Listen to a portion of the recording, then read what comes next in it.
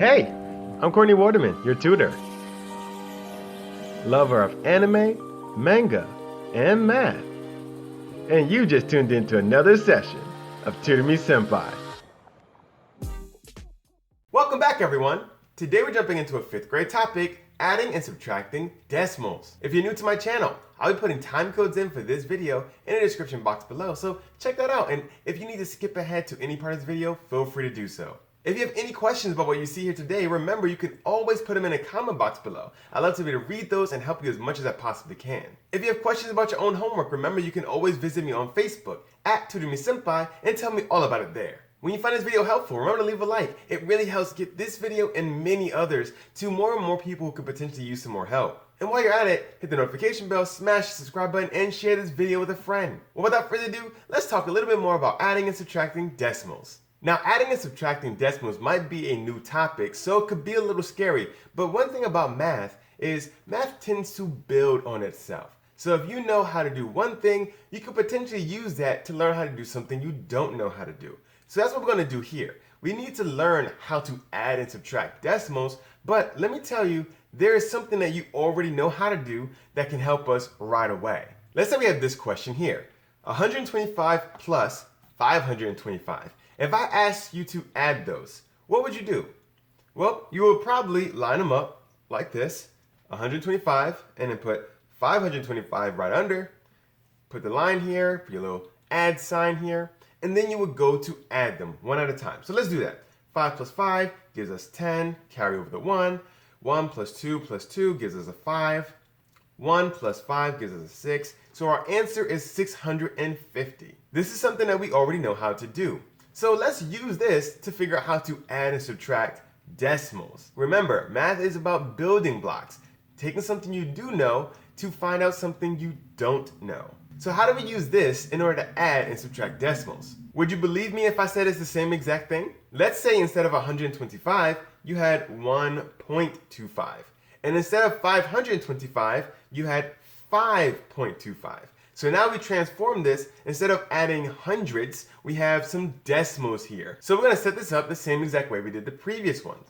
So we're going to have 1.25 here, and then we're going to put under it 5.25. Put our line, put our add sign, everything looks familiar. Well, we're going to do the same exact thing for the math as well. So we're going to add down. 5 plus 5 gives us a 10. We carry over the 1. 1 plus 2 gives us 5. And then we do 1 plus 5 gives us 6. Now, this is 650 again. But we have decimals, and these numbers are very, very small. They're not in the hundreds anymore. So what do we do in order to get our decimals? Well, we're going to actually just carry it down. I'm going to just put a little arrow here to let you know what we do. We just carry it down. Put the decimal right there in the same spot. So our answer is going to be 6.50 instead of 650. So this is 6.50. So you see, this is similar to something you already know how to do. If you know how to add big numbers, the same steps apply. You just have to make sure that you have a decimal here. But the decimal can be a little tricky. It's not enough to just put a decimal anywhere. And I know we said we carry it down, but placement is very important. Let's look at this example. Let's say we have something like this, 1.30 and 36.9. If we tackle this the same exact way we tackled the previous example, we might want to write it like this, 1.30, 36.9, and do this, and then add down. But this is going to get you in trouble. This is not what we do. The decimals have to be lined up. That is the real key to adding and subtracting decimals. Your decimals have to be lined up. Unlike your whole numbers that you can just put on top of each other, this is the extra step that makes it a little bit different. But once you do that, once you line up everything, then your steps are the same. So instead of 1.30 over 36.9 in this fashion, we need to do something a little bit different. We need to move something over. Move it over because we have to line up our decimals. So the first thing we want to do is put our decimal here to make sure we're lining it up. Now, what's after our decimal for the 36.9? A 9. So we write the 9. And then what's in front of the decimal? 36. So we write the 36. Just like this. And then we put our bar here, and we put our add sign there. Now you might be looking, hey, we don't have a number here. So how are we going to add this? There's no number. In this case, whenever you don't have the same amount of numbers after your decimal, add 0. It doesn't matter how many zeros you add. I can add 2 more zeros. It doesn't change anything. Add zeros after your decimal and it's the same exact number. That's something you can't do with whole numbers because you're going to get a different number. But for decimals, you can add as many zeros as you can just to make things line up. The main key for adding and subtracting decimals is to line up your decimals. Once you have them lined up, you write whatever numbers are before and after the decimal. And then you add accordingly, or subtract, but in this case, we're gonna add. So we're gonna add all these zeros, and adding 0 to 0 just gives you 0. Nothing special there. Now we're gonna add this 3 and this 9. So that's gonna give you a 12. And we're gonna carry over the 1. Then we do 1 plus 6, which gives us the 8. And then there's nothing for that 3, so we just bring that down, and we carry down the decimal. Carry it down. Just pull it straight down right under the other decimals. So now our answer, and you don't even have to write all these extra zeros if you don't want to. You can stop it at the last non-zero digit after the decimal. So in this case, 38.2. That's going to be your answer for this question. Let's look at some subtraction. Let's say we have a problem like this. 72.5 minus 1.32. Now that we have subtraction, I don't want you thinking that it's anything different. We're going to set it up the same exact way. Using what you do know, now we know how to add decimals to find out something you don't know, which is subtracting decimals. We're going to do it the same exact way. So let's line up our decimals first. So we have 72.5, so we want to write that first. And then we line up our decimals. So you see, decimal under decimal. Then we look at what's after the decimal. And we have a 3 and a 2 there. Then we look at what's in front of the decimal. We have a 1. And as long as you line up your decimals first, putting in the other numbers is going to naturally make sense. However, if you try to write everything, you could potentially miss your decimal. Make sure it's lined up first.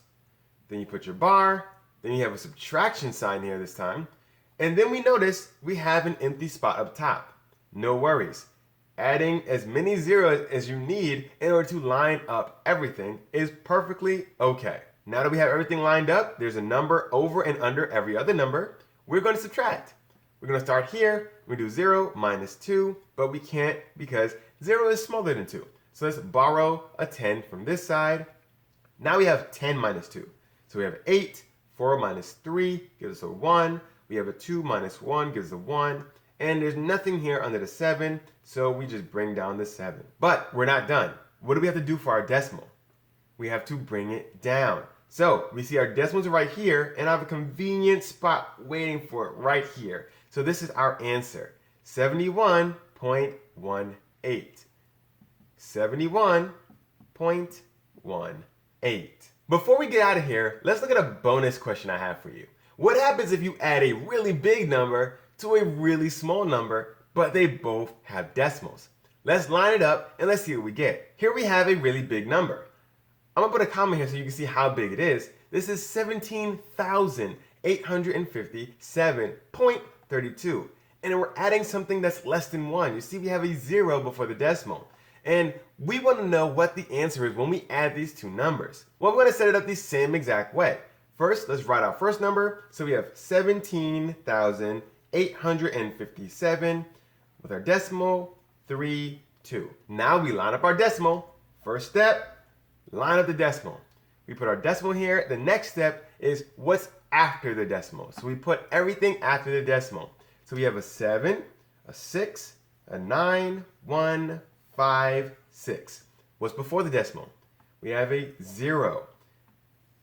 We put our line. We are adding this time, so we put our addition sign. And we notice we have a lot of numbers that don't have anything over them. Remember, you can add as many zeros after the decimal as you need. So we have 4 slots that we need a 0. So we throw some zeros there. Now we're going to add as usual, adding down.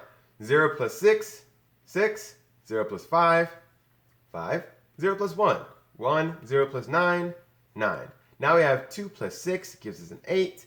3 plus 7 gives us a 10. We carry over the 1. 1 plus 7 plus 0 gives us an 8. 5, 8, 7, and 1, they don't have anything under them, so I'm just going to bring them down. So it's 5, 8, 7, 1. And now, before we can finish, we have to bring down our decimal.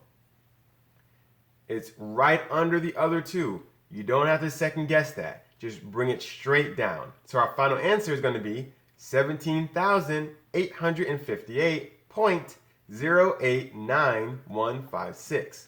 It doesn't matter how big or small your number is.